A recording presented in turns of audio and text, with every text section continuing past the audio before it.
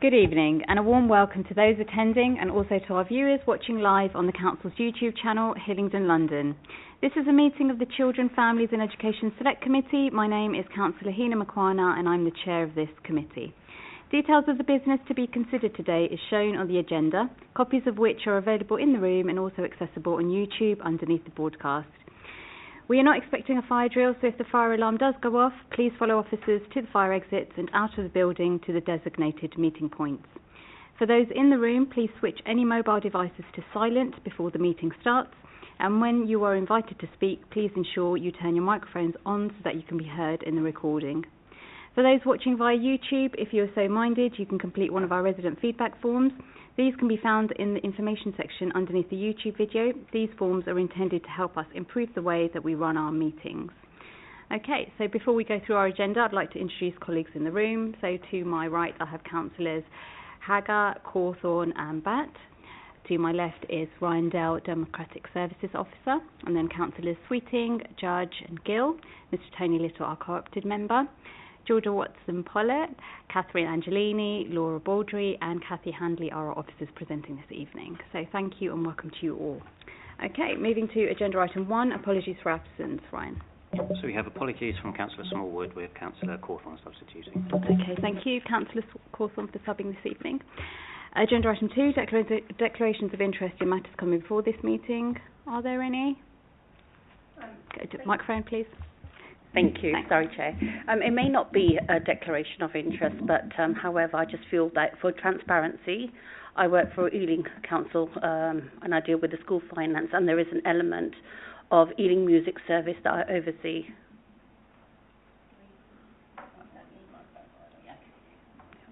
Okay, all right, thank you, that's been noted. Thank you. Okay, agenda item 3, minutes of the previous meeting. Do we agree with minutes? Councillor Sweeting. I've shared this with you, Chair, but as usual, the minutes are excellent, but there are just 3 small amendments I would make to make the minutes completely accurate. They are page 3, paragraph 4. It said members, plural, when I think there was only an exchange of 1 member. Page 5, second paragraph from the bottom, I would like Key Stage 4 to be omitted, as this was not included as having minimal differences to statistical neighbours, highlighting in the page on Key Stage 4 in the report.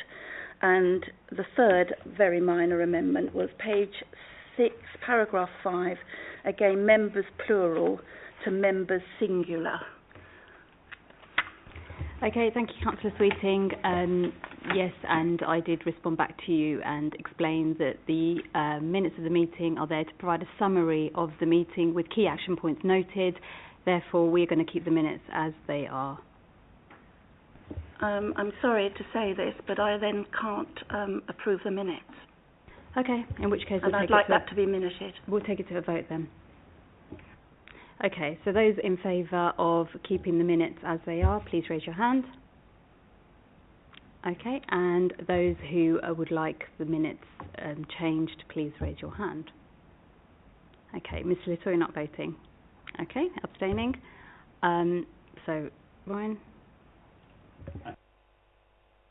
Resolution of that would be in favour of keeping the minutes as they are. Okay, thank you. We do move to agenda item 4 then, to confirm that the items of business marked as part 1 will be considered in public and that the items marked as part 2 will be considered in private. There are no part 2 items, so straight on to agenda item 5, which is the school admissions update. Thank you, Laura. Can I pass straight over to you? Yeah. Hello, thank you. So I'll just add a summary to the document that I shared pre-meeting. So I'm Laura Baldry, the School Placement and Admissions Manager. Our service has recently moved into the Access to Education area, which Catherine Angelini is the Assistant Director of. Overall, we now fall under Education and SEND. This move on our structure has created a better alignment of services to ensure we're working closely together on key aspects of education and SEND. So just on the first part of the report, I've put in there about unfilled places in secondary schools, which was one of the questions. So I did want to highlight that on Hewin's school under Year 7, that's a typo, it should be 22 places rather than 55. These vacancies are also accurate as of March 24 this year, so it was based on the data we got from schools then. This data is regularly provided to us by our secondary schools, and we work closely with them to ensure that offers are being made to children looking for school places. When this isn't done, we'll chase schools regularly to get updates on outcomes, and when a child meets our fair access protocol, we will present them at our monthly meetings, and at that meeting a school would be named for that child. Moving on to Year 7 allocation. So that's based on National Offer Day. So all children were offered a National Offer Day, and they are the statistics. Since National Offer Day, we've been chasing parents that haven't responded to an offer, reminded schools of children that have yet to apply, and there's approximately 48 children that still haven't applied for a secondary school place. We've been withdrawing any declined offers or where parents haven't responded to offers, following numerous chase-ups sent to them, and processed any late preferences or applications. We've had 2 rounds of late offers so far. First one, we made 187 offers, and the second, which was last week, we made 58 offers. Offers are made on a fortnightly basis right up until the summer holidays, and sort of ad hoc through the summer holidays as and when we can make offers. And it's just to ensure as many children have a school to start in September. Currently we've got over 260 vacancies in the system, which equates to a 7.1% buffer. We did add 60 places in bulge classes this year across a couple of our schools, and based on projections, this will be the last year that we should require bulge classes for secondary allocations. And then for reception, I did add, it was on the new report. So allocation day was Tuesday this week. So we achieved best in London on first preference and best in West London on preferences 1 to 3. All children were offered. And we're now in the process of updating acceptances, declines. The deadline for that is the 30th of April. And then we're just changing addresses, adding late preference in applications where we're receiving them, and then chasing any outstanding children that haven't applied, and about 30 children still to apply. First round of late offers will be on the 16th of May. We are aware there are a number of schools that have 1 or more empty classrooms that following National Offer Day for September. So we are in communication with those schools, or reached out to them, so we can start conversations about possibly reducing their PANs formally, or if necessary repurposing them empty classes. We work as a council, we're able to adjust both to increases and reductions in the demand, working in partnership with our schools and other partners, and our team work very closely with the school place planning team, so we can have conversations with them about those changes. And that's everything from me. Okay, great, thank you very much. Councillor Hager. Yes, just really to say congratulations on all your hard work, and especially with placing the children in the schools, and of course with the top local authority for placement for the primary schools. So I just want to say congratulations, really. It's a really good bit of work done, Chair. Thank you very much. Yeah, thank you. Councillor Cawthorne. Thank you very much.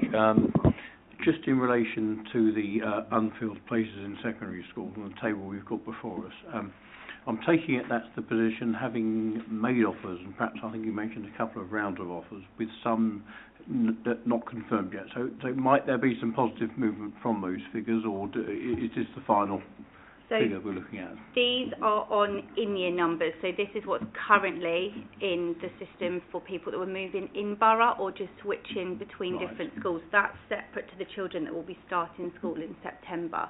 So that's what's currently in the system vacancy-wise in schools. Right. Okay, but if I may, but we expect some positive movement on that on the basis of offers made that haven't yet been accepted, or do we not expect that? Yeah, so we receive applications on a daily basis, so those places are there to then be filled as and when they're needed, and those places will increase and decrease daily when people leave and join schools. So it just shows that we have got vacancies in the system where we have got move-ins. Thank you. Okay, Councillor Sweeting. Yes, I'm intrigued of why we are still keeping Hillingdon and Harefield at such high numbers. There have always been huge numbers of unfilled places in both those schools, and as far as I remember, this has been going on for about 10 years now. And what that does, it suggests that we've got more wriggle room than in fact we have, because a lot of the pressure on places, as you know, is in the south of the borough, and the very south of the borough. So offering somebody in my ward, for example, in West Drayton, a place in Hillingdon or in Harefield is not going to be an offer that's going to be possible to be accepted. They may well have put it down as a sixth preference, thinking it's a good idea, and then they get offered it. So is there a reason why both these schools continually have so many unfilled places that are never filled? Would it not be better to actually come clean, I don't mean it that way, but be honest about the situation and say to Hillingdon, why are you keeping so many places? Is there not a way of reducing? And the same for Harefield. And that would then, show really that, okay, we've got a few schools now in the south that have got unfilled places, but when we were first given this information, there was only Harefield, Hillingdon and Hewans with spaces. Now things have moved on, because obviously things do move on, but we may well be in a similar situation with move-ins and those that are coming out of the woodwork. And again, it looks as if we've got more unfilled places than that's reasonable, because we've got these two schools in the very north of the borough that have got all that wriggle room. So with Harefield, their PAN is now 90, so we have reduced their PAN over the years, and I think because where they are located, I don't know if we could lower that much more because of the position of where they are. We need to have that school in that borough with that area with spaces. Hillingdon, I know they reduced their PAN, I think, by 12 a number of years ago, because I think they were at 312. That might be something that has to be reviewed in the future, because I think they are our largest school in the borough at a PAN of 300. So, yeah, where we can, we will try and place children in those schools, but I agree, a lot of the demand is in the south of the borough. We have found that there is some scope for using Harefield if children live in Uxbridge, because there's a bus quite easily to get there, but Hillingdon is more of a trickier school to get to for children in the south, I agree. I'm particularly interested in those that are offered between the third and the sixth preference, because what I've been finding is some parents putting a school first preference which is oversubscribed, and the second preference is an oversubscribed, and because they fill up from their first preference. So there's I think a lot of, I know that you try very hard in admissions to provide information to parents about, the system, but some really don't seem to have properly absorbed that, let's put it that way. But it will be interesting to know where these youngsters are living on that third to sixth preference. I don't know whether that will be possible. Is that in relation to Year 7? Yes. I mean, yeah, it's difficult with regards to where parents name them. We try to encourage parents to list schools in order of their preference, but also be realistic with their preferences. We get a lot of parents, which they're allowed to do, is put 5 or 6 grammar schools, and then unfortunately if they don't get into a grammar school, then they're not going to get any one of their preferences. So it's trying to be mindful of that, and like you said, we circulate as much documentation to parents in advance. It's on our website. We send leaflets out to schools. We send brochures out. We haven't done it since COVID, but pre-COVID we would go out to the secondary schools at open evenings and be there as well to answer any questions. But I know a lot of the schools kind of lay on what we would do anyway in that instance. It would be difficult to work out what those preferences are for that, but we do definitely try to encourage parents to be mindful of what they're putting down on their application and being realistic when they are putting those preferences as one and two. Okay, Councillor Batt. Thank you, Chair. Thank you for your presentation today and for providing the data. It's very useful. There's some conversation today about the numbers and the data, and I just wanted to get an understanding of, right now we've got Hillingdon School, for example, Year 7, 66 unfilled places. If we compare it to previous years, what does this actually mean? Does it mean that is it a high number or is it a low number compared to previous years? Is it a good thing? Is it a bad thing? I just want to kind of get a better understanding of the data.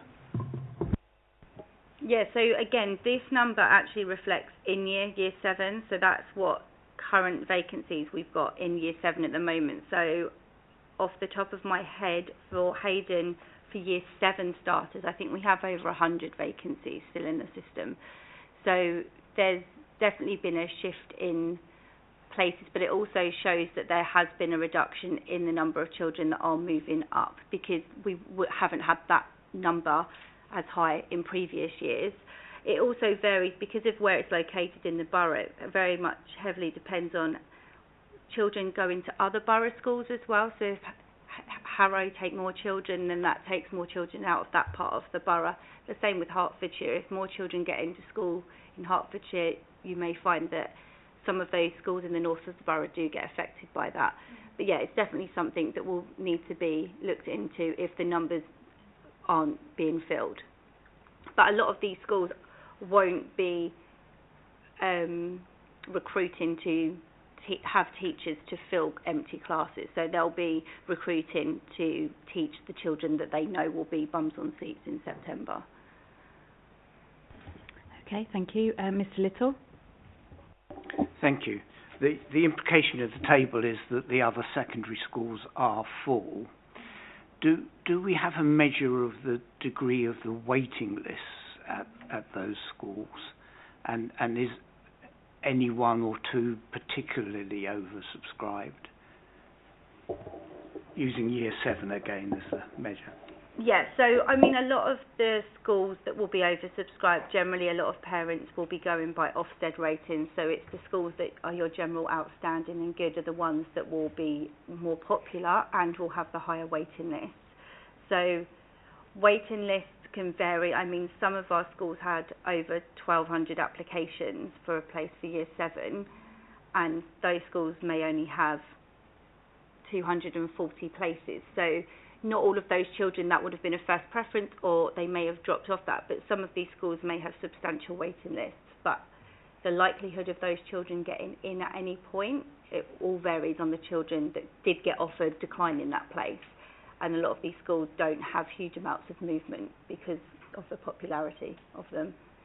So yeah, they will vary. I can just, and correct me if I'm wrong, Laura, but I think what's also difficult with the waiting list is that a lot of our schools, they can manage their own admissions, and actually it doesn't come to the local authority, so we're not always aware of in-year applications, so it can be a tricky thing for us to monitor from that perspective. Thank you. Councillor Gill. Thank you, Chair. Just regarding some of the spare spaces in some of the schools, particularly Hayden, Harefield and Hewins, and even Oakwood, to be fair, I'm kind of intrigued with the makeshift of the school. Are you aware of classes being collapsed where they've got the spare capacity there, should it be needed, or is it just very small classes of kids in there? I would say schools are filling their classes up to 30 and then reducing then the amount of teachers that they've got, rather than having smaller classes, because I suppose it would then increase the amount of teachers that they'd need. So that's where you'll find that, yeah, they've reduced the amount of teachers that they require. Some of these schools we're working closely with to try to get these vacancies filled where they have waiting lists as well. And the problem is waiting lists, again, because schools manage their own waiting lists, some waiting lists maybe they haven't maybe reviewed that for some time, so that when they are reaching out to these parents, they've already got another school. So it's making sure that these schools are regularly reviewing their waiting lists and ensuring the children that are on them are generally children that do still require a school place, because it does take a lot of time to ring parents to get them in for them to say they've got something else and then start that process again. But yeah, particularly Hayden and Harefield, those spaces are likely because there isn't in-year admissions. The schools like Hewins and Oakwood, they will be having applications. It's just a case of getting applications in, getting them through the admissions process and getting those spaces filled. Okay, thank you. Councillor Sweeting. Thank you, Chair. Councillor Sweeting. Oh, sorry. Okay. It's me. I'm looking at the primary places, and yes, good news. It's a good news story, but there's a flip side to this, is there not? Have we any indication on the surplus places in our reception, and has that gone up from last time? And is it part of the reason why we were able to offer? I mean, it's a good look story. The fact is that most of our primaries, or a large proportion of our primaries, have got a fair amount of unfilled places, especially in those lower years. So although it's a good story, it's got another flip side, which is sort of highlighted really in the school organisation plan, and the work that is being done on reducing PAN. So has the surplus gone up for this year?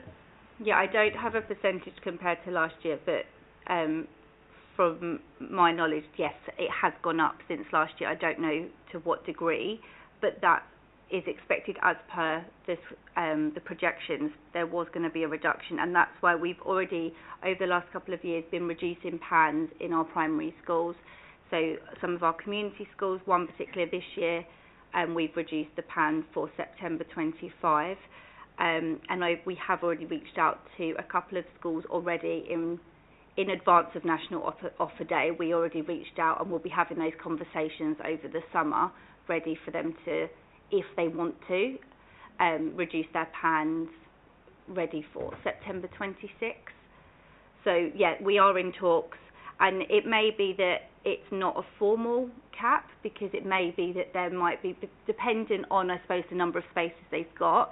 If it's over one form of entry, it may be that actually they could reduce by one form, or if it's half or it is a full class but it's in a part of the borough that there is a demand in other year groups, it may be that they might have to have an informal, and we can review that as time goes on. So yeah, they're the conversations that we will be having. Okay, thank you. Councillor Judge. Thank you, Chair. Do we know why there are more spaces that are available in Year 10 and Year 11 at Swakesley, School for Girls, in comparison to, like Year 7 to 9? No, I don't have an answer to that. That's the information they've given us, and that may be that, I don't know, is the answer to that, I'm afraid.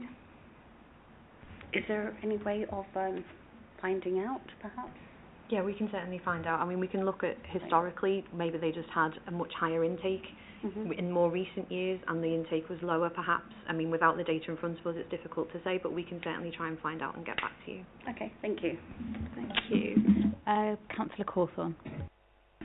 Thank you very much. I suppose it's a more general question relating to this. What's very much in the public domain at the moment is the falling birth rate in all over the South East and in parts of London. We hear about schools closing.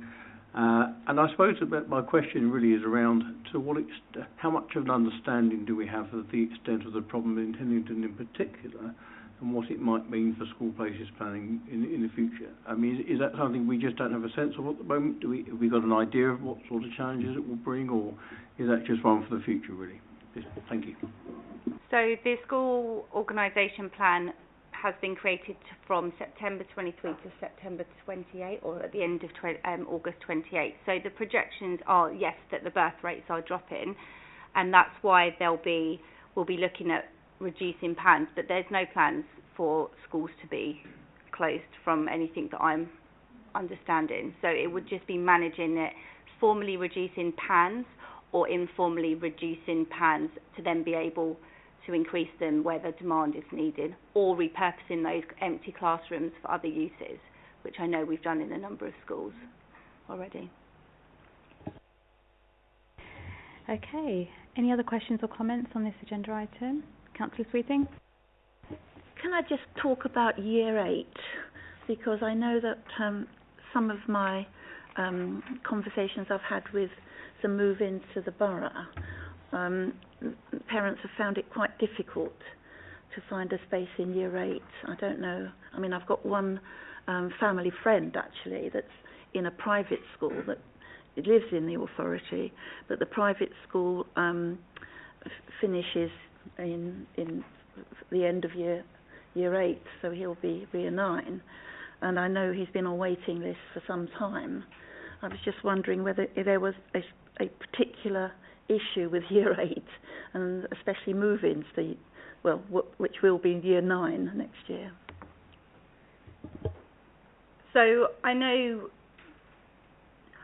with regards to particularly, I think, Year 8 and Year 9, there are less spaces available in the system, and that's where, on occasions, where a child would meet the threshold for fair access, we would have to use that mechanism where if a child doesn't have access to a school place.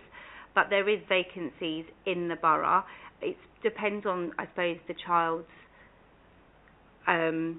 where they're living, and also what schools they're applying to. That's the difference. There'll be vacancies, but it may not necessarily be in schools that those parents want their children to go to. So, and we will always add schools onto parents' applications that maybe aren't a preference, but we know they've potentially got vacancies available. So we will always stress that to parents, that it may not have been a preference, but it's a school place that's able to offer your child. You'll still remain on the waiting list for one of your preferred schools. You've also got the right to appeal any school that hasn't offered your child a school place. So they're the routes they can go down, and if that child is without a school place, and there genuinely isn't any schools within a reasonable distance, that's when that child would go to fair access and we would place them in a school. But there is movement. We get updates from schools regularly of their offers. So there is the movement. It's just depending on where these children want to go to school and whether places do come up in those particular schools. Okay, thank you. Any other questions or comments? No. Okay, we bring this agenda item to a close. Thank you, Laura, for joining us this evening. So just looking at the recommendation there, that we were just to note this update, so thank you for that. You are free to stay, or alternatively... Oh, that's nice. Okay, perfect. Brilliant. Okay, that's great. Okay, so we move on then, straight to agenda item 6, which is the Hillingdon Music Hub Annual Report. So straight to you, Kathy. Thank you. Hi, my name's Kathy Haney. I'm the Music Service Manager. I thought it would be helpful just to do some background information about the strategic functions there are for the music service. There was recently a national plan for music education that changed our function. So you can see there's the 5 strategic functions of partnership, schools, progression and musical development, inclusion and sustainability. And with these in mind, we have a vision that is a partnership approach to providing a cohesive music education that is accessible and inclusive, enriching the lives of all children and young people. As with Laura, we've moved into a different service area, so we're now in children's services. I thought it was helpful just putting a structure chart of how we're organised at the moment. So I sit under Michael Hawkins, who does adult education as well as music and some other things. And then beneath me, I have the Progression Ensembles Coordinator, who manages our lessons and our groups, Singing and Popular Music Coordinator, First Access and Curriculum Music Coordinator, which is school support, Inventory Officer looking after all our instruments and stock, Admissions and Learning Progression Officer, which deals with a lot of the invoices, because we directly charge all our parents, and then the Technical Support Officer supports him. And then below that we have Michelle Davies, who does the Activities and Events Officer, who manages our music school, our centre tuition, and helps at all the events that we put on. And then below that there's a whole load of teachers. There's about 60 teachers who are on sessional contracts. We also have an advisory group that oversees us, which is made up of partners and parents and people like me. some of our partners I put down here because we're very much a hub which is bringing together lots of organisations. So we also work with the examination boards. We work with an organisation called Collective 31 who are doing work in special schools for us at the moment. Then we have links with software providers like Charanga and Focus on Sound. Charanga is used by a lot of the primary schools and Focus on Sound for our secondary schools. We have PRSSB, I can't remember what that stands for, but they are World Music Specialists. We're developing a really good relationship with Brunel University. We have somebody that sits on our advisory group, as well as we've used their space, which they gave free of charge for events that we put on. And they're also looking to do a presentation at our Saturday music school, actually, just to for children to understand about career routes into music, but also about how doing music doesn't mean you have to be a musician, and the transferable skills you get from doing a music degree. Because we're finding a lot of children potentially are not accessing higher education for music at the moment, so a bit of a drop. We also been working with ACS, who have kindly funded some of our events recently, including our singing festival and our emerging talent event. We work with Voices Foundation, because as well as our teachers, we still need to cover even more genres than our teachers can deliver, so we look outside of our organisation. And they are a fantastic organisation that worked on our singing festival. The Global Academy is where we host actually our Saturday music school and Thursday evening music school. We're trying to create more links with them because obviously they're an interesting media secondary school. Sound Connections are an organisation that have helped us with Youth Voice. We've had, there's probably too many here, Bollywood Brass. We've had workshop providers who go and do things in schools. We're trying to work with Hillingdon Philharmonic Orchestra to kind of advertise each other, to try and make a different audience come to some of our events both ways. Some of the children have actually gone on to play with their orchestras, which is quite nice. We've had a relationship with the schools symphony orchestra, which gives children an opportunity outside of our organisation. And we direct children to maybe National Youth Orchestra auditions. And the Royal Academy of Music recently provided students from the Royal Academy to run a workshop for our young people. So I thought it's helpful now to put in about what we offer. We don't just deliver lessons, we do a lot more than that now. But one of the traded services we have are our one-to-one lessons that are held at our centres, which are Manor Farm, House, Compass Theatre and the Global Academy at the moment. We have tried desperately to get more things in the south of the borough, but it's always challenging to find venues. We do paired lessons and small group lessons at our centres and in schools. And then we do whole class instrumental lessons in schools where they might all learn the recorder or the ukulele and things like that. And then we have our ensembles, which are on our Saturdays, and our Thursdays we have numerous orchestras and bands. I didn't want to list them all here. We also have ukulele group, which is quite new to us, and a still band, and we offer theory. And then throughout the year we have lots of different events.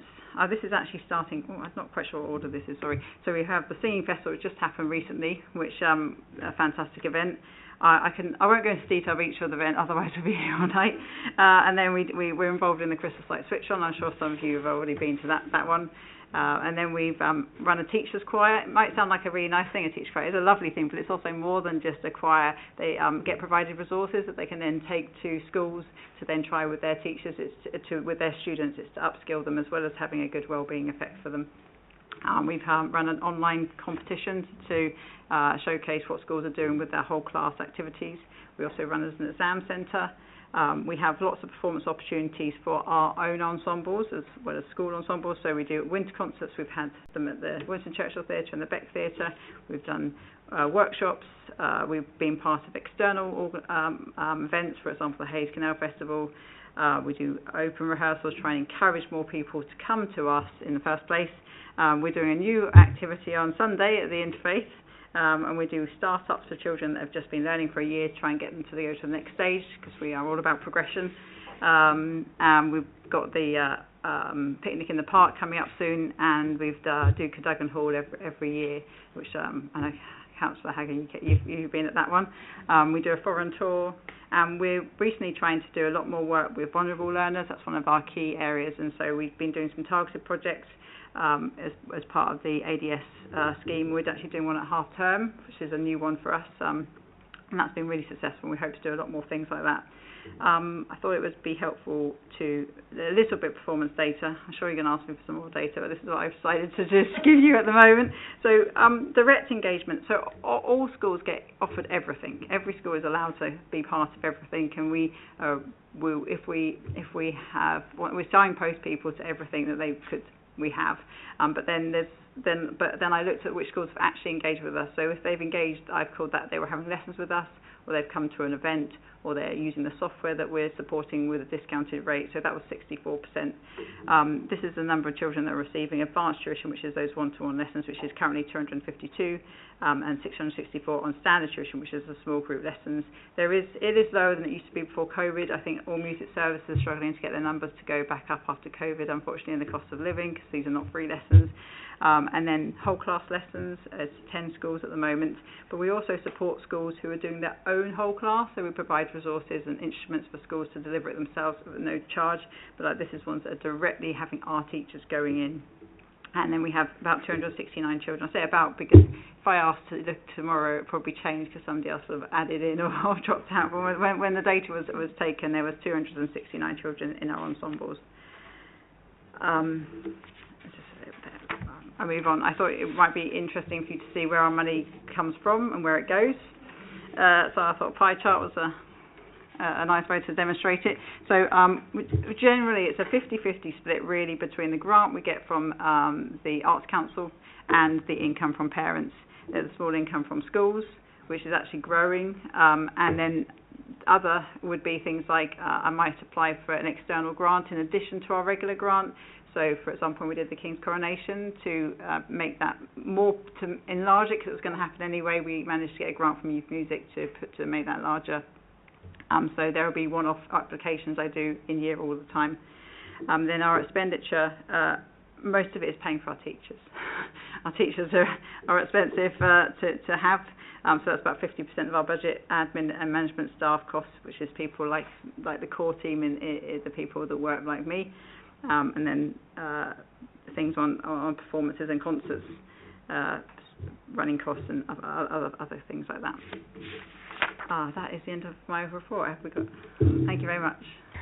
Thank you so much for a comprehensive report, actually, and I think it's the first time that we might have received a report like this to committee, so it's really interesting. So thank you so much for coming this evening.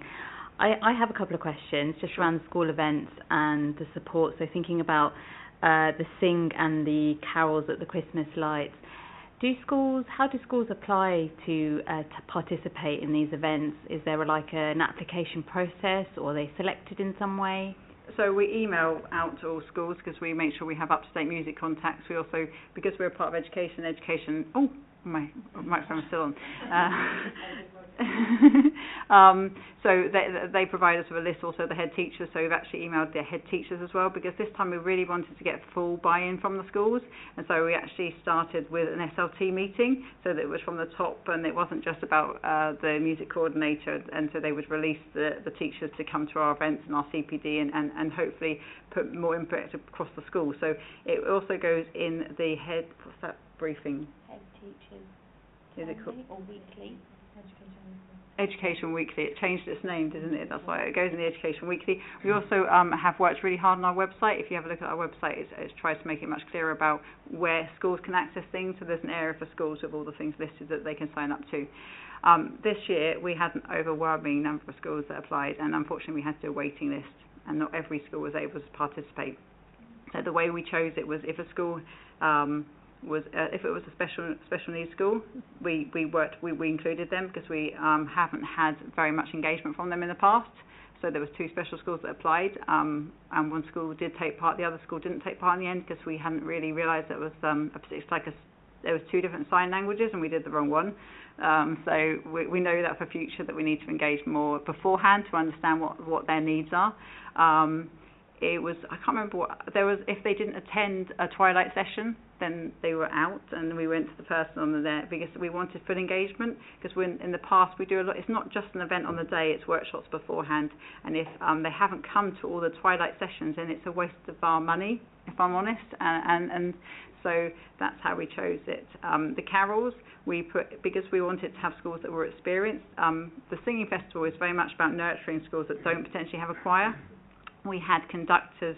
We were upskilling the conductors to be able to conduct a lot of music. A lot of primary schools don't have music specialists in them, and so there's people that think that don't feel confident to conduct in front of the young people. They put on a backing track and they just sit next to them. And so every primary school had a person conducting at the front and directing them from the end of it. And the feedback was really good, that they felt empowered by the workshops that we gave them. So when we realised there were so many children that wanted to take part, and we then discovered we had funding from ACS, we were like, oh, we can expand this. And we tried to put on an extra day, but we just couldn't get an extra day at the Beck Theatre that would work with our worship leaders, unfortunately. So we're hoping to expand it in the future. The carols, again, everybody could apply, but we did say for that they needed to have an experienced choir, because it wasn't going to have so much support before the event. So that's a very long answer to your question. Fine, thank you so much. Councillor Cawthorne. Thank you. First of all, I'm a huge fan of the Hillingdon Music Service. I don't have to declare an interest, though. My son no longer takes part. He's got a bit older now, but and I've been to Cadogan Hall several occasions, possibly before your time, actually. But my question really is around the accessibility of these services for younger people with less well-off parents, less affluent backgrounds. We brought in I suppose a more realistic but charging regime, shall we say, some years ago, again before your time, under Councillor Puddifoot when he was leader of the council. And I suppose my question is always, if you're a less well-off child, how easy is it to access music lesson or take up playing the trumpet or something like that? Is there support in some way, shape or form for that, please? Yeah, absolutely. That's something that I'm very passionate about doing. So what we do at the moment is free school, looked after children, don't pay anything at all. It's completely free for them. Children who are on free school meals, there is a much lower concessionary rate for those children. Our problem is that our digital way of signing up to lessons, I think, is a barrier. So we're trying to work with schools to get them to help them to sign up. Also, from the ADS course, for example, there was children that really wanted to do it, but they found the sign up quite difficult, so we're working on a simplified form to help them to sign up. The other thing that's happening at the moment is Michael Hawkins has managed to secure me some funding for the Ukraine refugees, so they're currently able to access lessons and ensembles for free. Okay. So that's the start, but there's more things that we'd like to try and do. Is that working with St Mary's Ukrainian school then, that we've just opened, is it? I'm hoping to, but at the moment it's not. At the moment we're working with Julia, and she recommends we have a special form where she fills in if she finds out that there's some interest, and we do it like that. But I'm hoping we can do some more. They don't know that I have a plan in my head to do some more, because I think at the moment there's not enough children accessing that money we have, and I think it could go further. Okay, great. Councillor Hagger. Yes, thank you. Really good report, and I'm so proud actually that we're continuing the arts and the music, and what we can deliver has been incredible. And on page 21, I've got two questions. They're interlinked really. First of all, I think looking at direct engagement, 64%, that is incredible. So you've managed to get 64%, right? And we know it's really difficult to engage with schools because they're academy, and so how did you engage, I think is the question. How did you manage to engage with 64% of the schools? That was brilliant. Just what ways did you do it? I know you were saying about emails and emailing the head directly. Was that the general way forward? And the other question connected to that as well, but I really like the musical opportunities, the DJ skills, again, looking forward, into more modern ways of engaging. I just wondered how many students have actually taken on the DJ skills, or is it something we're going to do in the future? Thank you, Chair. I'll start with your first question. What was the first question? Okay. Oh, 64%. Yeah. It's just banging on the door in lots of different ways. So yeah, emails, website, and just telling them about the benefits. I think a lot of the schools do appreciate the benefits. I think that Ofsted is making them think that it is more important to have a more rounded education. I think that they want to do it. It's often a financial reason that they're not able to do it sometimes. So I think as soon as anything is free, they're obviously much more keen. So, like with the software, we did a year where it was free for them to start with, and then then there was a price to it. And the singing festival, we made it completely free for them. And by having the funding from ACS, we were able to even pay for transport, because transportation is a real barrier. So they were able to access it that way. And then things like online competition, so they don't have to engage in the same way, don't have to get the children there. So lots of different ways. Every school is so different, is what we're finding, and so everybody's need is so different. And it's just trying to build up those relationships with the schools and understanding their needs. So that's how I'd say we do it. The DJ skills, actually, I must admit that we haven't done any DJ skills yet, but I am aware that the team that works with these children have got external providers that have done some DJ skills with them, and music technology is an area we definitely need to develop further in. Okay. Mr. Little. Thank you. I'm also a parent who had a child who benefited, but rather before Councillor Cawthorne, so definitely before your time. But it's very valuable, not only as an introduction to musical art, but also as a way of forming lasting friendships and disciplining the children to take the responsibilities for turning up and undertaking these things. So it's great that you're so enthusiastic and it's being so successful. I have a couple of questions that are unrelated to each other. One goes back to Councillor Haggard's, and the second one is in relation to instruments. The first one, good achievement, you engage with 64% of schools, but apart from finance, are there any other obstacles that you see that could be worked on to overcome to raise that level of engagement? So any other obstacles apart from money? I think there's some schools that actually do a lot of things themselves independently and don't actually consider they need our support potentially. That's definitely the case when you have a school. So if a primary school is already paying for a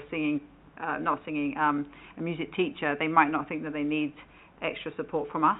So sometimes they just do. And secondary schools, sometimes, they have a head of music that is really passionate and is running a lot of things themselves.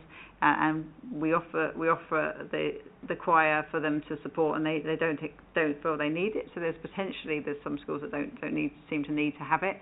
I think there's sometimes a problem that the music coordinators in primary schools is very much a transient role, and it doesn't, and the role is very different in different schools. So some music coordinators in the primary school will be a deliverer of music. Some people will just ensure it's going on, and some people will not have any musical knowledge, but they just get given a role in the school that has to be filled. We all have those titles sometimes. And then there are certain secondary schools that are really, really struggling with music, and they come to us, but they need too much, and we can't deliver it. So we have schools that come to us and ask us to deliver the whole of the school music, and we can't do that. They need to employ a teacher themselves to do that. And there's a school on this list that I recognise that is really struggling to fulfil that role of a music teacher. So, and the other problem secondary schools are having is dwindling numbers for GCSE music. That's been the case for a long time, and A-level music. And the universities are really worried about it, and that's why Brunel University is really, really keen to work with us to try and understand how they can help to increase engagement. I think there's also the pressure that if we're talking about instrumental lessons, parents have lots of opportunities for young children to engage with. Football is a clash, always. A dance is a clash, sport is a clash. They have a lot of opportunities, and so parents have to decide where they want to spend their money and where, and time-wise, what things they can do. So there's a lot of opportunities for children, and then obviously finance. But we weren't going to put the finance as an obstacle. So it's parent buy-in as well, and parents, it's not past the English baccalaureate. You potentially aren't going to earn so much money as a musician or in the music world. That's the perception. I'm not saying that's the truth, but it's the perception potentially. So there's also it's school engagement. The parents are a stakeholder as well in this. Does that help? My second question, if allowed, you don't appear to have any expenditure on instruments in this pie chart you've given us. Is that not the case? It's very small, actually, at the moment, because I can't really afford in my budget to spend on extra instruments too much.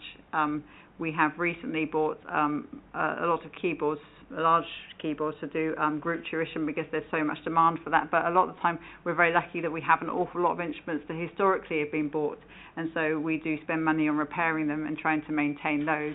So we did a lot of expenditure early on when we were doing whole class, because we didn't have those instruments, because traditionally we didn't have very much whole class going on. So we did initial expenditure, but as a proportion of my budget, it's relatively small.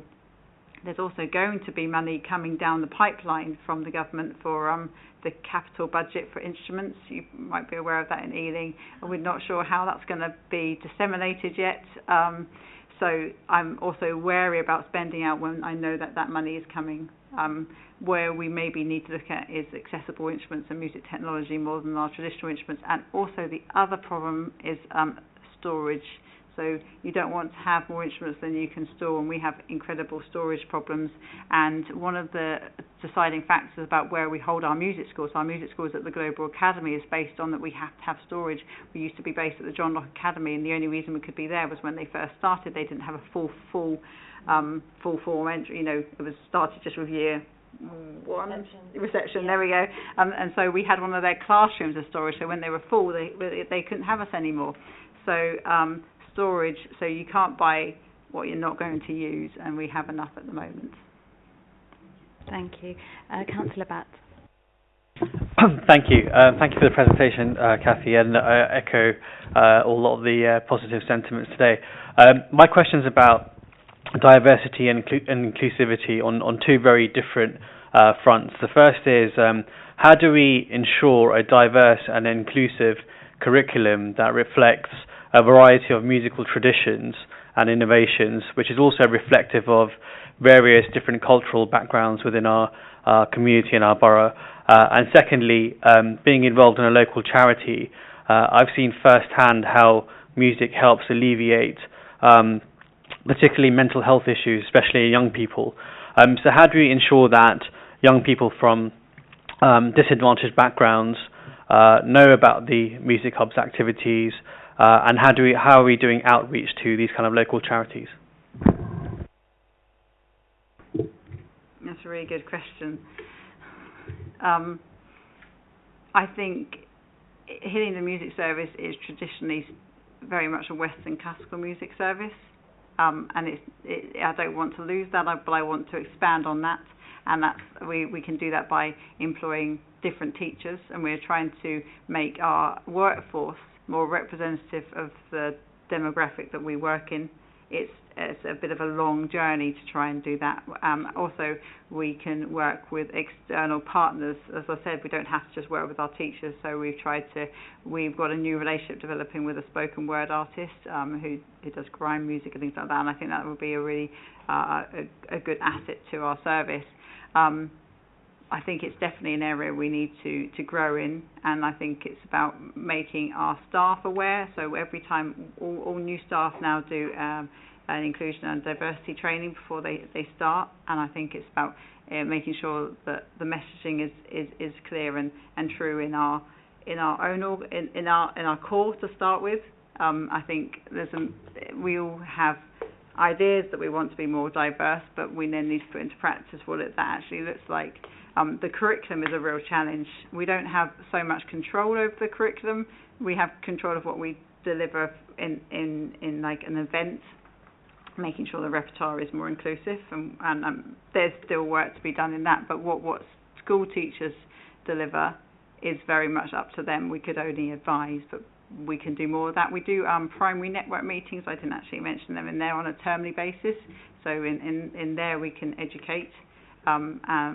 Examples would be making schools aware of the importance of the lyrics and understanding the lyrics and where a song has come from. There's been people are singing things without understanding the important roots of it. And we also do those we were trying to do those meetings with the secondary schools, but they weren't really engaging, so we're doing something else with them as well. So we can do that in how we disseminate information to our schools and hope that they take that on board. Okay, Councillor Gill. Thank you, Chair. Unlike Councillor Corford and Mr Little, I've got a little one on the other side of the spectrum who'll be joining in the next few months. Just a couple of questions for me. I think this is actually brilliant, bringing music to the borough, engaging younger students and people that can't access it in normal realms. What I was trying to look at is looking at sort of the recruitment side of it. Are a lot of the staff recruited internally via Hillingdon Council, or are they self-employed? That was the first question. Our teachers are on teachers' terms and conditions, but they're hourly paid, and they are employees of the council, our teachers. But then our partners, who we would go through a process of obtaining 3 quotes wherever possible. Sometimes it's quite hard in certain areas, and then we'd make sure that they were satisfactory, or more than satisfactory, experts in their field to deliver what we were looking for at the time. And then obviously there's on the structure, those are the core team to manage the other staff. Brilliant. And the second one was, I think, a comment you made earlier about intake at GCSEs and even A-levels, which is dwindling along with other subjects. I think one of the real problems is engagement from a younger age, and having that accessibility to music from a younger age. So I think some of the barriers to entry are being eroded by the service that, as a council, we're providing, which is brilliant. And are the teachers qualified teachers, or are they specialists in certain areas within music? Some of them are qualified teachers, but they don't have to be a qualified teacher to deliver for us. A lot of them are just not just, but they've had a music degree. I'd say about 90% of our teachers will have a music degree. Some of them actually just have an absolute passion for music, and they were more of a community musician, and I think it's important to use those teachers as well. But all of them are observed and have to meet the teaching standards. We work alongside the teaching standards. And you didn't ask a question about it, but from a younger age, the other thing that we would like to develop more is our early years. We don't do much of early years, and that's something that we're interested in looking at. I know other music services might do more family-orientated activities, which isn't something we're doing at the moment, which we'd like to do. Great, thank you. Councillor Sweeting. Well, this has taken me back to the times when I was a teacher and I kept on tripping over all of those instruments at the back of my class. But can I say thank you for your team? I mean, your enthusiasm really has sort of infused all of us, and I just wanted to sort of highlight the questions that have come about the vulnerable in our society, the vulnerable children, because I know from experience that some of those are the most passionate when it comes to their musical instruments, and it did concern me that, you know, the actual instruments are maybe needing repair and needing to be sort of refreshed, let's put it that way. And I don't know whether it's possible that us as councillors, we've got a small budget for our wards, whether we can link up to our schools and if there is a need for a child in that school or children, so that the instruments can be stored in those schools. And, you know, it wouldn't need to be hundreds of pounds, it could be even just a few pounds that might make a difference. And also, coming back to spare capacity and rooms, I mean, there are rooms in our primary schools, and I don't know whether the two officers can get together on that one and maybe share that with schools, because I know I'm a governor of 2 schools, and we have got, I won't say it, but possible space we're using all of the space, but there's all, as teachers always do, they always use all of the space, but it may well be possible in some of our primaries that have got spare classrooms that, you know, we could accommodate your teams.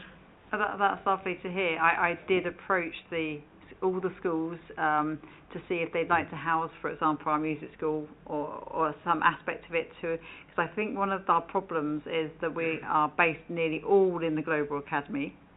Financially, that's the most sound thing to do, but it doesn't make it somebody in the north of the borough. It's a long way for them to come down to the south of the borough. I mean, it's great to be in the south of the borough, absolutely, but I would like to have more places to operate from. But it was a financial thing, and the schools, when they told me how much it would cost, it wasn't affordable. So it's always a money thing. Sorry. Okay, Councillor Batt.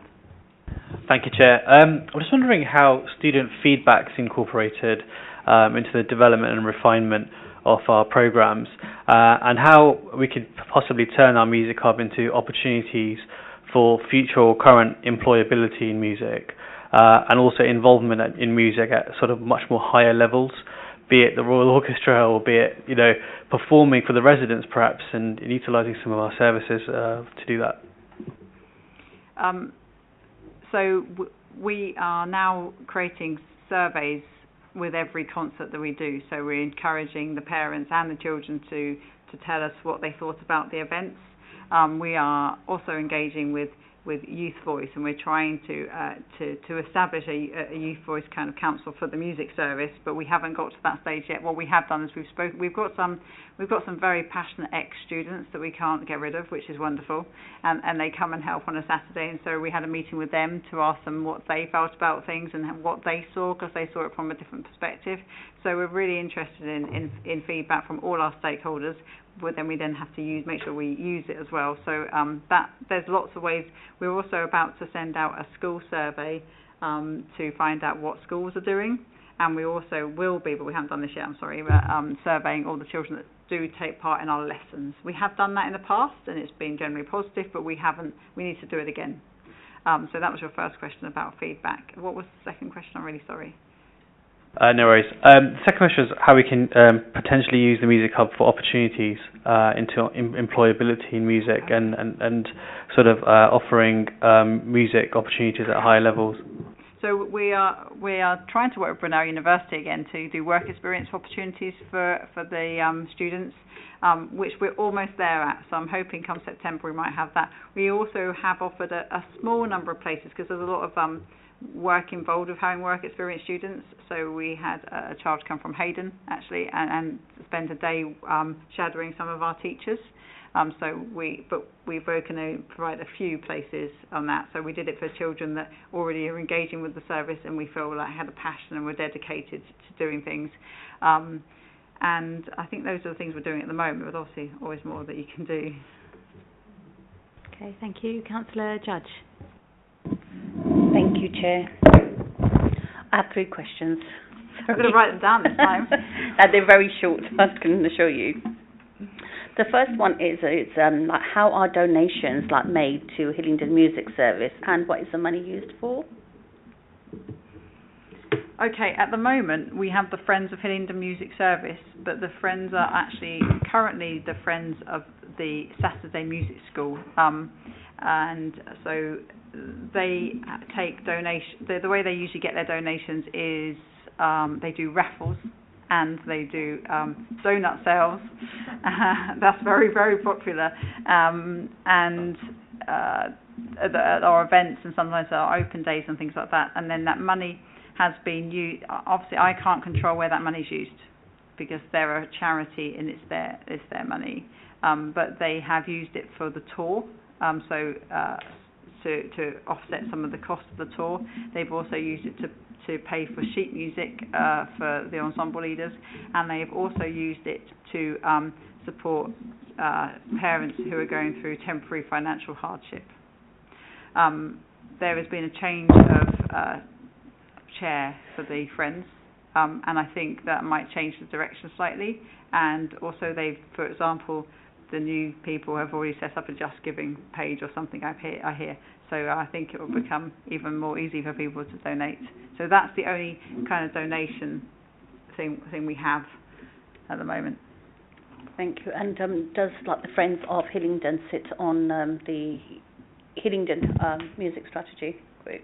They currently don't. They were, and then because they were very much only interested in the Saturday music school, and I felt that that's only a very small aspect of the whole music hub.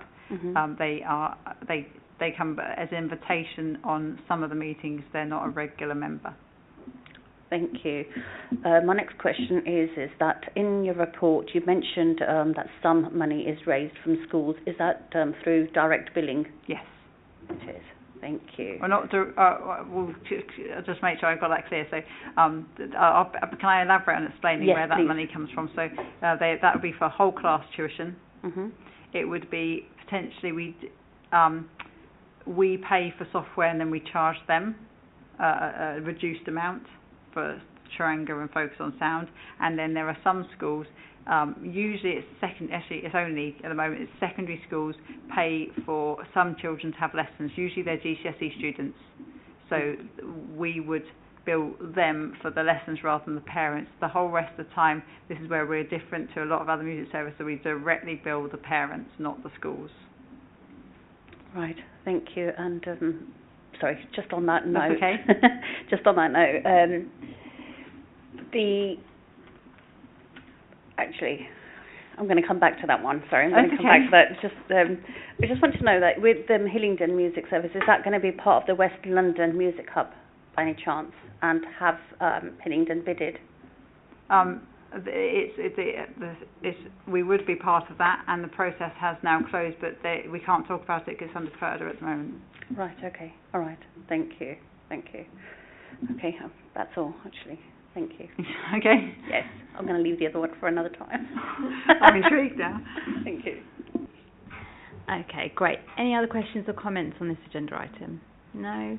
Thank you so much, Kathy, for joining us this evening. Thank you. Really interesting and informative report, so thank you for coming along. Again. Yeah. And you're welcome to leave. Thank you. Okay, so just looking at the recommendations for this, it was just to note the report, which we have done, and we move on then to agenda item 7, which is our persistent absenteeism review. So I think that for this one we were sent lots of documents from other authorities, so that was I think it was quite helpful actually. So thank you for that, Ryan, because it was able to give us a bit more information about what's going on elsewhere.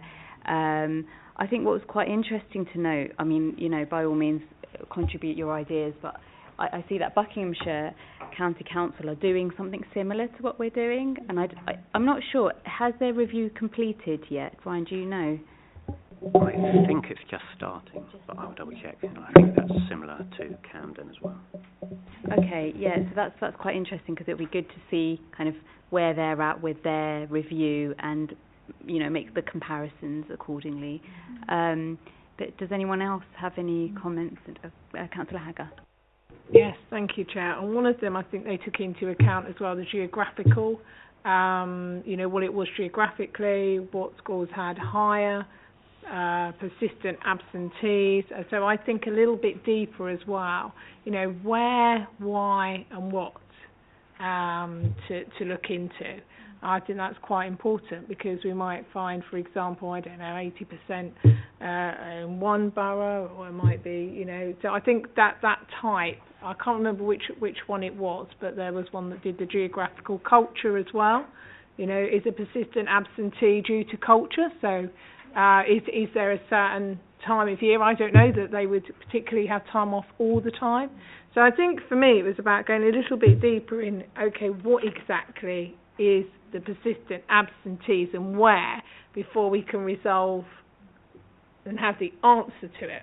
And I think one of those reports they did say that. They said, let's have a look at the geographical side, let's have a look at the culture, let all those things combine together. Okay, thank you. Councillor Sweeting. Yes, I found it very interesting. I mean, you have some wodgy documents, very well, I wouldn't say stodgy because they weren't. They were very interesting, but lots to go through.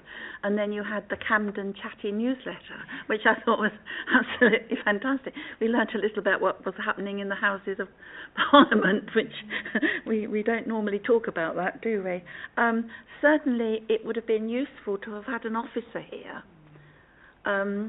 sort of steering us through the things from these various reports that, you know, we're doing already. We hadn't thought about that. That's a good look.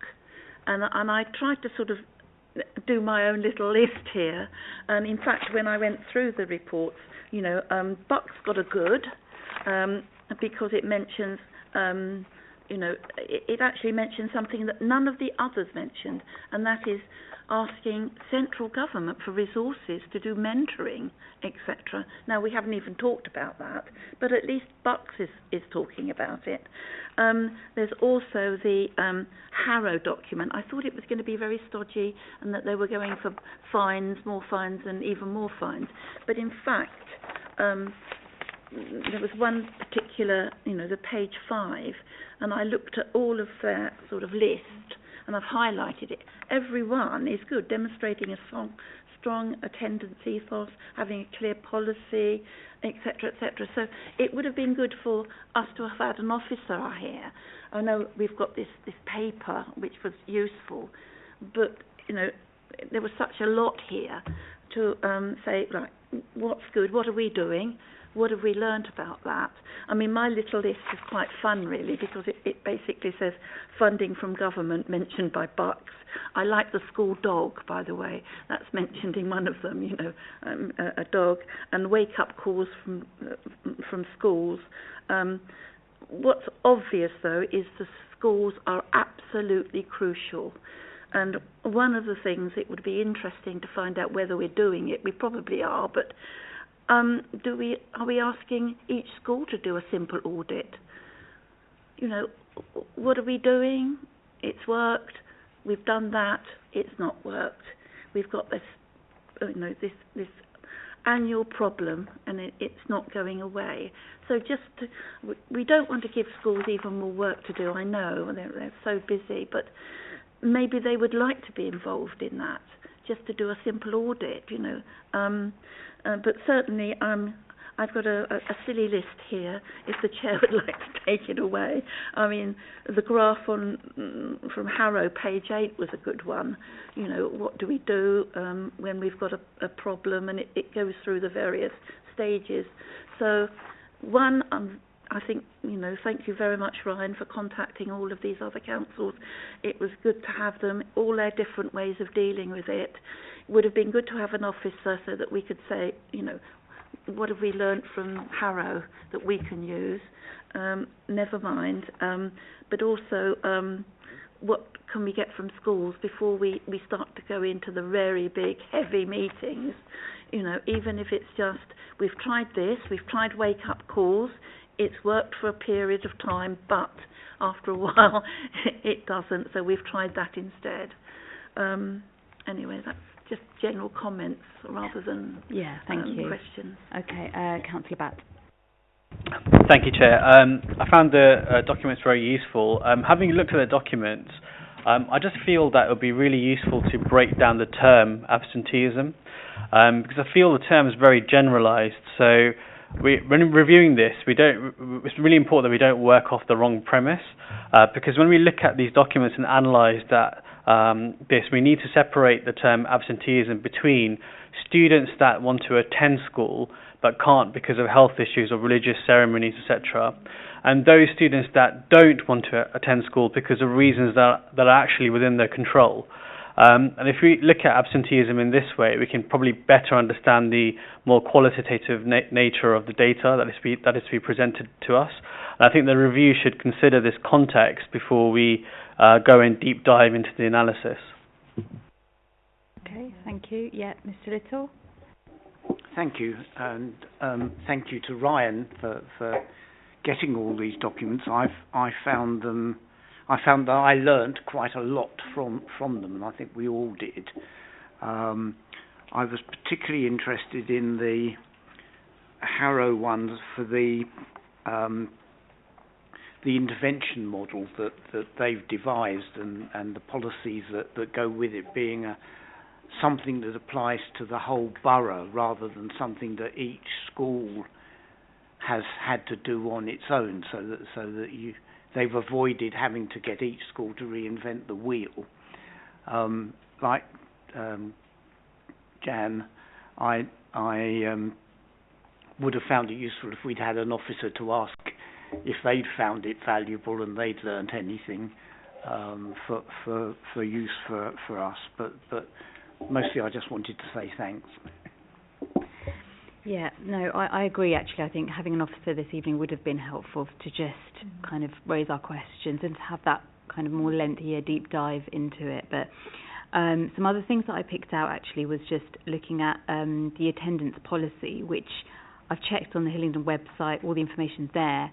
It would be useful perhaps if, to just thinking about kind of our families who are multilingual, bilingual, perhaps we need to think about kind of having some wording there which is more accessible, maybe some visuals as well to help those who may not understand the importance of education and getting the child into school, perhaps if that is a barrier to the child coming into school, and just some areas where you can signpost for further information. So maybe that's something to think about. I wanted to ask or explore the idea of having the attendance mentors program in Hillingdon, because that would be quite useful. I mean, I don't think we have that system in Hillingdon, but maybe it's something to explore. And I also looked at the Hillingdon LEAP website. I don't know if the committee is familiar with the LEAP, but by all means do check it out in your spare time, because it's got lots of useful information, and I think most of it is actually for schools. I don't know, Councillor Sweeting, if you're familiar with Hillingdon LEAP, but I think it might be targeted for schools, but there's lots of useful information, I think, also for parents on there, and also just as our committee are investigating this, it might be useful for us to have a look. On the back of that, I also thought it might be worth having a witness session with somebody from the Hillingdon participation team. I don't know, I don't think we had a witness session with somebody from that team necessarily, but it might be worthwhile asking them to come along. Yeah, anyone else? Anything else? It's just so many of these reports say that the absenteeism issue is a council-wide. I know we've got a council slogan. We almost need a slogan for this work, because we need to actually hook into families that are difficult to hook into, and we all know about Hillingdon First, but school attendance first is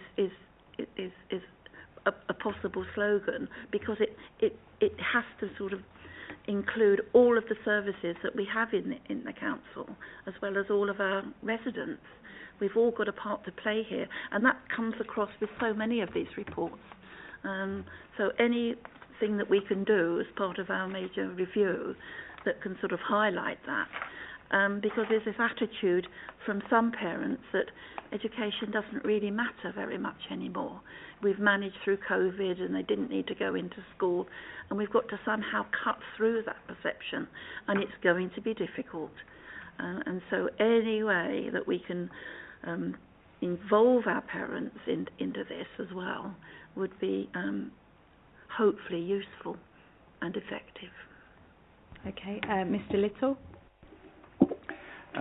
One of the lessons I took from reading the documents partly echoes something Councillor Batt said, which is that absenteeism isn't a single number. It's a whole host of different causes. And the ones that stand out as being the most difficult are the ones that are going to require the largest levels of intervention. And something that does need to be identified is where on earth the resource for that is going to come. We're already imposing, I'm thinking, most schools, quite a workload on them, chasing up people and trying to distinguish between those who can't be bothered to come in and those for whom coming in is a huge problem. And if we're going to make an impact on the worst affected children, that resource will need to be found, and I suspect we haven't got it centrally at the moment. Yeah, thank you. Councillor Hagar. Yeah, two things. Just picking up on the prevention that Mr. Little picked up, I think that's really important actually, and to definitely be included, going forward. Secondly, the cause, which I'm just summing up, I think that's really important because there is a variance, and unless we know the underlying figures, and then that's coming back to yours, Councillor Sweeting, that if the schools can pan out exactly what it is or where they are, that's going to help us. Because actually we don't know what the cause is. We suspect, but we don't actually know. And I think that's where I'm coming from. That unless we know the cause, we can't really solve the issue. Because it might be like 1%, it might be 2%. It's all individual, isn't it? So I think the schools do have actually a big participation in this because they're the ones that are going to know. So two things, I think, the two areas really, prevention and then the cause as well. Okay, Councillor Batt. Thanks. I'm just wondering how we can potentially get the youth council more involved in this topic, because we had a good relationship last year with our event that we did. It would be quite a good idea to carry that event on maybe, but maybe getting them involved to attend, even if it's to attend and watch or participate as a witness maybe. Yeah, that's a really good idea. I think they were undergoing a change of line management in that team, and I think they were recruiting, correct me if I'm wrong, Ryan, they were recruiting somebody to manage the youth council. So I think that person might be in post now, and is that correct? I think they're also re-electing the youth council members themselves, and so I think from May onwards there might be a better avenue of going down that road. Okay, yeah, and yes, you're right. We should definitely get the youth council involved or young people. But it's a point that Mr. Little made a few meetings back that I still remember quite clearly. Is that at the end of the day, we probably want to engage with the young people who do not attend school. So if they're not engaging with school, will they engage with the committee is the question. So, but we should definitely explore it. We shouldn't close the door on that, but just be mindful that we might not get the children or the young people that we really do need to speak to and engage with. So, yeah. What you might get is a reformed character. Okay. Any other questions or comments or anything on the timetable for the witness sessions as well? Because obviously the next meeting now will be in June.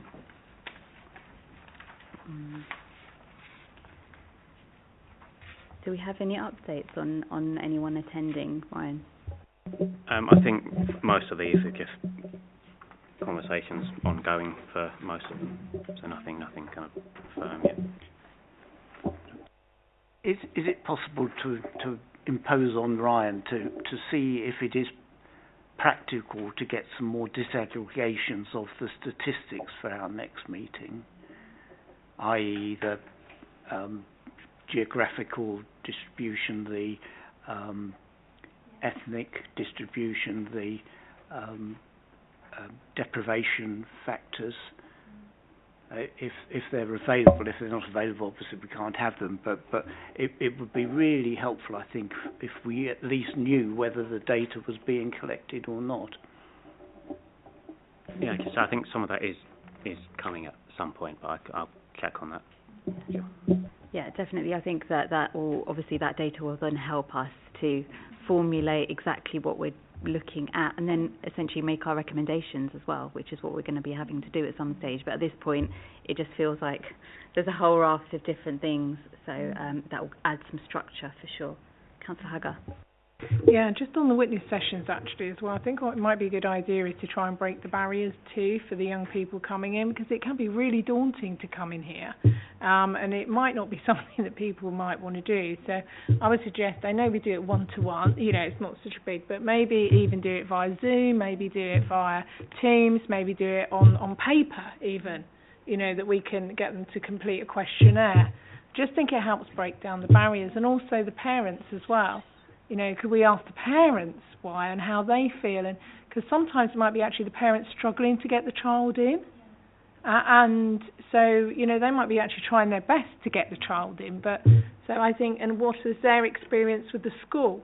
So in other words, have they had assistance from the school for them trying to get their child in?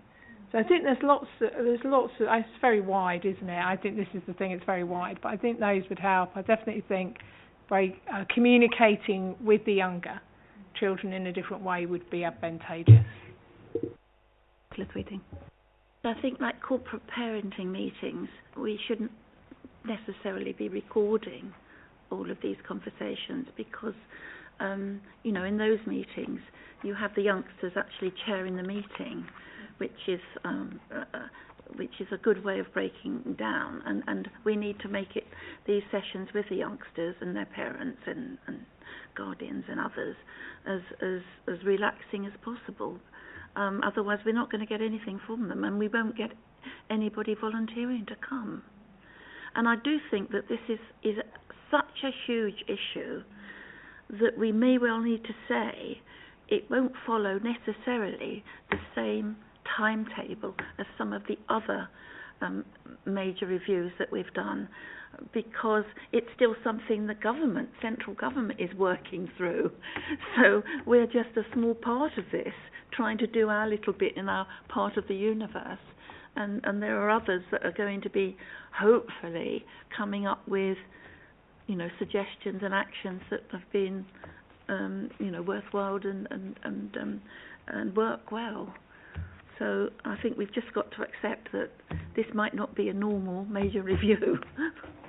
Yeah, I think you're right. I think that it's very complex, and we're still working our way through it. So, yeah, I think that we just need to be mindful that it won't necessarily stick to the timescales. So, yeah, we'll see as we go on, I guess.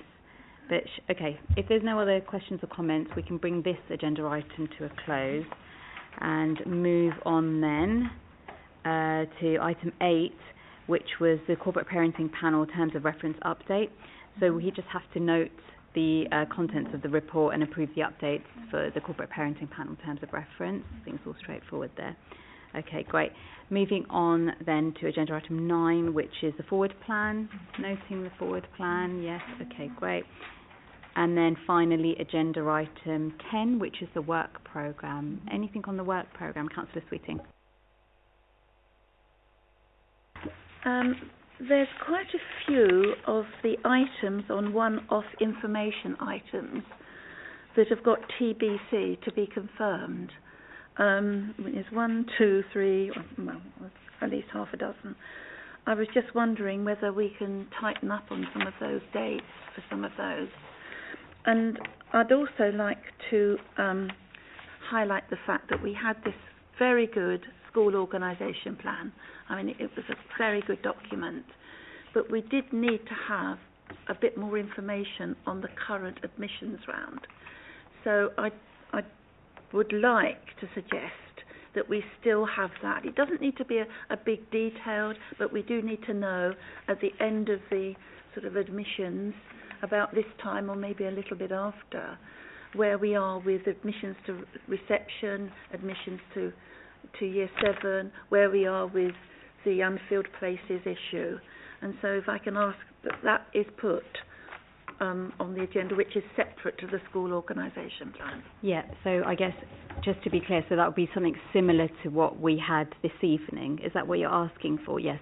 Yeah, I think that's a good idea. So I think an additional kind of just officer update on school places and admissions, that would be helpful. Yeah. And also how close we've been to our projections.